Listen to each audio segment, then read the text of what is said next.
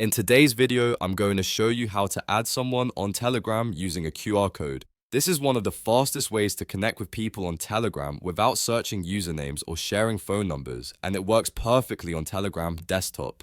If this tutorial helps you out, make sure to hit the like button and subscribe for more quick and easy software guides. Alright, let's get started. First, open Telegram desktop on your computer. Once Telegram is open, look to the top left corner and click on the menu icon, the one with 3 horizontal lines. From the menu, click on Settings. Inside Settings, click on your profile photo or your profile name at the top. As soon as you do this, your Telegram QR code will appear on the screen. This QR code is unique to your account. Now, the other person just needs to open Telegram on their device, choose the option to scan the QR code and scan your code. Once they scan it, Telegram will instantly open your profile and they can add you as a contact or start chatting right away. That's all there is to it.